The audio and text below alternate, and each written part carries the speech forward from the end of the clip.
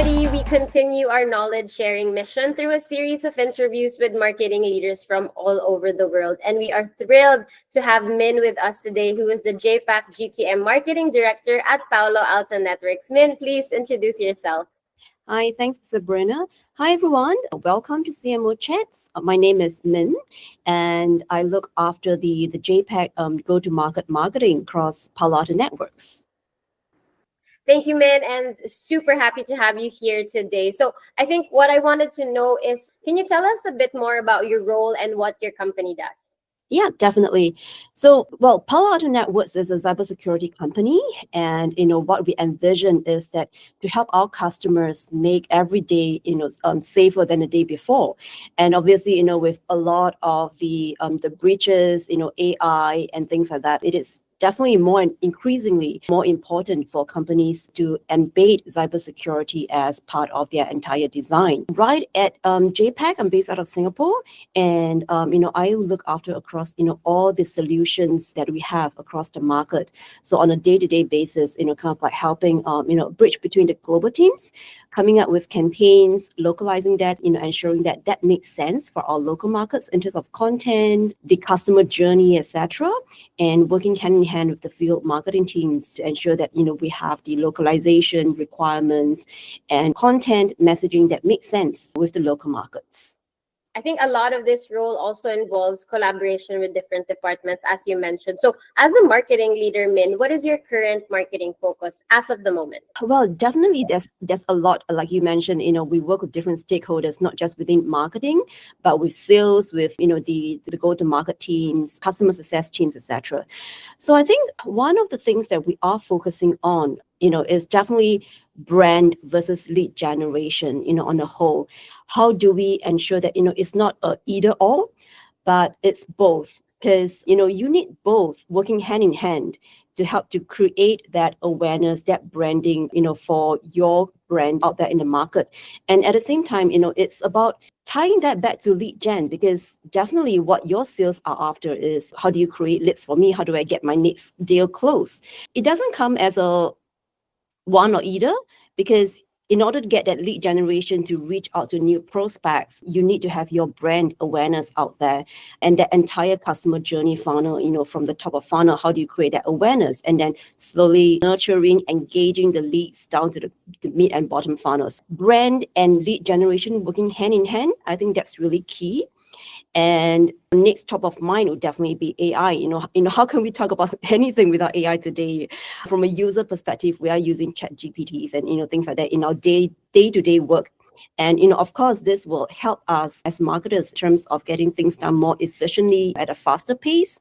But it also comes, especially with a cybersecurity company, then it comes to play whether are we using AI securely? Are there any data leaks, data poisoning? How do we ensure that employees are using it securely and using it efficiently, tying that back to other applications, software that we are using?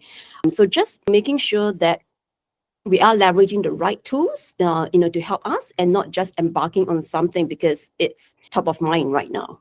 Totally agree with that. I think as a company who represents security, being able to apply it to yourself and even show to other clients that this is something that you don't just go through rapidly, but you're very thoughtful to make sure that it is efficient, but it's also safe. I liked also what you said about brand awareness and also lead generation, the importance of it being together, because at the end of the day, the brand speaks for itself and you have the generated leads to be able to absorb that. So my next question actually is more on, what is a particularly innovative marketing campaign your team recently executed wielded success in terms of engagement and lead generation? So I'll say that typically what we like to do is that the campaigns or the programs that we are running is not just a single activity or tactic in silo, because when we look at the entire customer journey, you need a lot of different touch points. Be it B2B or B2C, it doesn't mean that, once you reach out to a prospect, he or she will convert immediately. But how do you create that funnel, that journey to continuously engage, be it awareness, education, and then finally converting that. What we find works well is that, at least from a GTM perspective, we create an always-on platform that continuously engage. So it could start with digital campaigns, paid media, at a very high level, but ultimately we will anchor that with a big rock activity in country, in the field. So for example, we do have flagship events like Ignite, that is the single biggest proprietary event that we host in all our tier 1 cities across JAPAC. And that is anchor event, a get together where we present what are the latest, the greatest, the roadmaps, and inviting customers to share their successes. And again, after the event, it doesn't stop there on the day itself, but how do we continue that story, that journey, the follow-up activities? So all these will tie up very nicely into a customer journey that we are looking at. So which is why, I think the activities that we are looking at nowadays doesn't stop at just one or two, but the most important thing is how do we connect, making that connection from point A, all the way to the end. I was really typing that down because I think you make a great point about the customer journey not stopping in just the event itself or just one touch point, but a lot of touch points are attributed to how that person or that customer eventually decides in the end. So I think we talked about the exciting success of how these type of events bring together customers. But what I want to know now is, what are your biggest marketing challenge at the moment? Well, definitely, finding the right channel, the right tactic is always a constant challenge, because we know that our prospects are always bombarded by a lot of things, and a lot of, your competitors out there as well, they are doing similar things. So understanding, I think fundamentally it boils down to understanding what the customer's needs and requirements are. I would say a story is not a cookie cutter.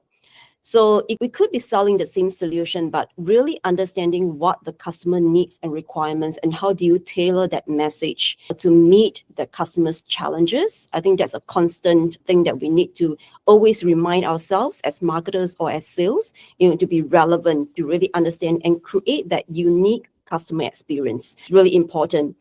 Again, that then ties back to what are the channels that you're reaching out to. Today they are they're omni-channel, not just email, not just events, but all those different touch points. I think it will add up together. That's one, when I talk about externally. But I think internally, I wouldn't call that a challenge, but something that we, as marketers, we always have to remind ourselves is, how do we have better alignment with sales, with internal stakeholders? Because at the end of the day, we are a team. We don't just go to market and try to promote something in silo. It has to be relevant to our customers, to our sales, and taking directions from the sales as well, in terms of what they are hearing from their customers, getting that feedback, that alignment, and understanding that we are working as a team with a common set of goals. For example, nowadays we are definitely looking into what's the ROI of the activity or program, how much pipeline we are creating for sales. So all this, there needs to be a common alignment and goal that, we're all working towards this pipeline creation. Not I'm doing my thing, you're doing your thing, but that constant alignment and conversation, I think that's really key and important. And I think, as you mentioned a while ago, it's really important for the alignment to happen, because you are, at the end of the day, sharing one goal and sharing one message. So it is very good to kind of have everyone in sync on board when you create these type of initiatives. So what I want to focus better on now is more on marketing leaders. What do you believe is the biggest opportunity for marketing leaders today that might not have been available in the past? So I think a lot of times, traditionally, we are just focusing on marketing, staying in our lane of marketing, doing what we best known as marketers. So historically, I think the brand leaders, the CMOs, they were being seen as brand stewards and campaign owners. So focusing a lot on the creative output, the lead gen part of things. But I think today, increasingly, marketers or the marketing leaders are expected to be a growth architect. How do we help and impact and influence? And we are deeply involved in product strategies, in revenue generation, customer experience, even the data infrastructure, the MarTech, the technology choices. It kind of evolved. We are not just doing promotion, awareness, but we need to know, collaborate across functions with sales, products, finance, customer successes, because collectively, we are all held accountable for pipeline, customer retention. What is the ROI that you're driving? Those are the key indicators for the business. So being cognizant and aligning to the business requirements, that's really key and important, which is something that's very different from traditional marketing. And hence, I think for marketing's role, it's really increasingly about orchestrating. Like a conductor in a symphony, how do you orchestrate the entire customer journey and not just looking at demand generation or tactics? Yeah, couldn't agree more. I love how the words orchestrating, weaving through the symphony of everything that you mentioned a while ago. And I think that goes to our last two questions. One being, what is the role of the CMO in one word, aside from the ones that you've mentioned, and why? Well, unfortunately, I would really have to lean back to what I just used earlier, orchestrator, because I think that's really the key. Modern marketing is about connecting everything, building that customer journey, the brand with the revenue, product with the customer, data and creativity, because data is just numbers, statistics. But how do we make sense of the number? Data is the new oil, data is the king, but how do we make sense out of that and infuse creativity into data and help using that to help us in our campaigns? And then, with internal teams and external markets. So I think it's a really very dynamic work that we are working in today, not just leading campaigns, but how do we align the strategy, the operations, the technology across everything, hence, orchestrator. That's really the key role of marketing. Love it. Couldn't have been better said.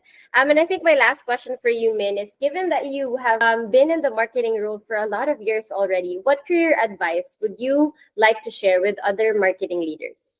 Just be yourself and dream big, own the end-to-end customer journey, because it does not stop at being marketing. I have known my ex-colleagues who have grown and moved out of CMO into a CEO role. Don't be bounded by the limits and, be accountable for what you're doing, continuously learning. That's key, especially with AI technologies, with quantum, out there in the market.